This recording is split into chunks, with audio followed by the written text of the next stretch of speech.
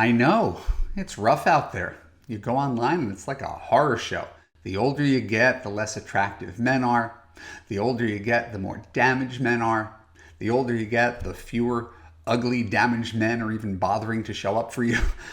So, because of all this, you may be tempted to give up, to conclude that dating is hopeless after a certain age.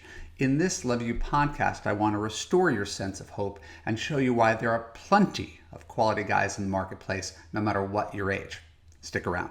I'm Marc, Katz, dating coach for smart, strong, successful women and your personal trainer for love. Welcome to the Love You podcast. Keep listening to learn why women in their 40s, 50s, and 60s should be optimistic about love. When we're done, I'll let you know how you could apply to Love You to create a passionate relationship where you could feel safe, heard, and understood. So there's a story that I tell to clients who come to me and stumble coming out of the gates. And I am acknowledging, even as a dating coach who's been doing this for 20 years and get some pretty amazing results for my clients, this is not magic.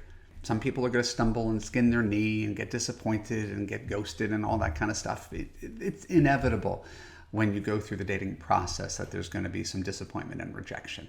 And so turns out, a couple months in, a lot of people need a pep talk. This is the counterintuitive pep talk that I give. It sounds like it's not inspirational, but it is actually the most inspirational. Here's what I tell my clients. You're not going to find your husband in the next 6 months that we're working together. It's literally the last thing you want to hear. But bear with me. Let's say I were omnipotent. Let's say I can make anything happen. Let's say I were omniscient. I know everything. Not true, but bear with me. So I know that the person that you're going to marry is in a relationship with someone else right now. And stick with me. Imagine this story. It's right now, I'm filming this in late December, so it's the holiday season. You've been dating online for a couple months. You've been disappointed and flaked on and ghosted on and uninspired. And you had a guy you really liked. He didn't pan out. And you're starting to complain that this whole thing is hopeless. And I give you this spiel that your guy is in a relationship with someone else. And I know this because I know him. He's a great guy. He's relationship oriented. He was married for 20 years. He stayed with his wife until the kids were in college out of duty. He's the guy who's going to make you happy forever. I know this to be true, but he was in this loveless, sexless marriage for a long time, or maybe 10 years past its expiration date. He got divorced, took some time to himself, got his head on straight. His friends encouraged him to start dating online. He activated a dating profile, and he suddenly had more options than he could even imagine. He didn't date online before, and now he's got the world at his fingertips. And miracle of miracles, he's dating someone who's younger, who is more attractive than he is, and he's having the best sex of his life.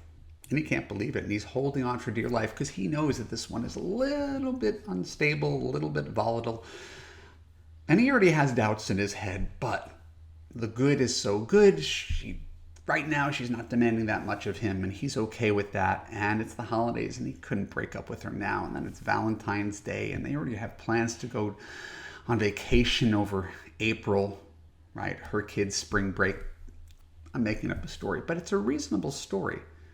So this guy, relationship oriented, is in a rebound relationship, having the best sex of his life in this sort of tumultuous relationship, which is different certainly than a relationship he had with his wife, which was sort of a Cold War.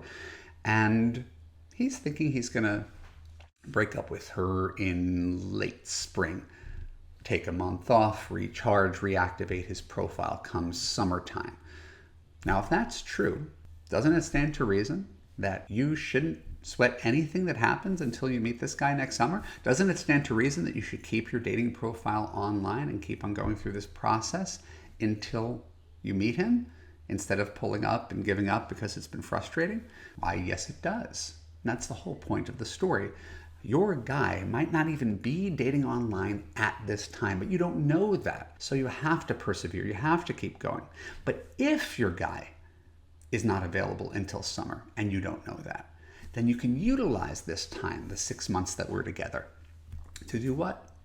You could practice. You can get better at dating. You can get better at flirting. You can get better at first dates. You can get better at screening guys. You can get better at assessing whether a guy is a keeper. You can get better at assessing whether a guy basically is right for you, and prepare yourself for when Mr. Right walks in the door. That's really exciting. None of this counts. These are all practice rounds. All this stuff you're going through is practice until the right person comes, because when the right person comes, it's actually really easy. You've heard me say that a bunch of times before. So this idea dovetails with something that a favorite client of mine, someone who graduated Love You a couple years ago, she dropped this in our Facebook group a few weeks ago, and I wanted to read it to you verbatim because I like when other people share ideas that I didn't exactly come up with that I think are useful to you.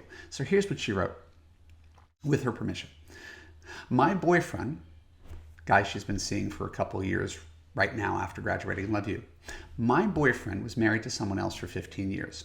I was married to someone for 9 years, and since our divorce, I've had 2 long-term relationships. During a cheesy romantic moment with my boyfriend, I said to him, I wish we had met earlier. To which he paused and burst my bubble. You wouldn't have liked me. I don't think you would have been attracted to the man I was.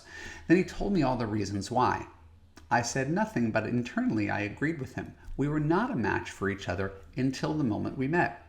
I realized I wasn't missing out on him. We were getting ready for each other. Life was chiseling away at us. Had we stood in the same room in our 20s, I don't think we would have even considered each other.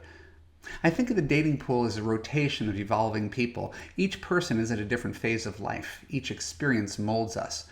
As small as the pool may seem, it's forever rotating. It's never stagnant. I had a similar conversation with my ex-husband when he told me that he would propose to his now wife. This was 3 years post-divorce, and I could finally look at him without anger. I told him, you've changed. Why couldn't you been this man when we were married? His reply was inspiring, frustrating, and insightful. Losing my family made me into the man I am today. So this, says my client, is for the ladies looking at the dating world like it's some sort of Black Friday sale where the best items are flying off the shelf. This is not true. It's more like an art gallery in which the artists keep improving. Each piece is different, and yet there's always another one in the making. I thought that was great. Right. And it also backs up certainly my version of events. If you've been following me for a while, you know my story. I wouldn't have chosen my wife when I was 31. A, I was too unstable financially. Right? But B, I was still way too fixated on dating someone based on attraction or similarity, trying to date the female version of me. But by the time I was 34, and I'd written a couple books, and I'd been coaching people for a while and giving advice and realizing the advice that I wasn't following, I was ready for her. Right? 3 years difference changed everything for me. Similarly, my wife wouldn't have chosen me when she was 31. A, she was married. Right? That wouldn't have happened. But even if she wasn't married, even if she was on Match.com, she wouldn't have been looking for a liberal Jewish atheist. That was not in her wheelhouse.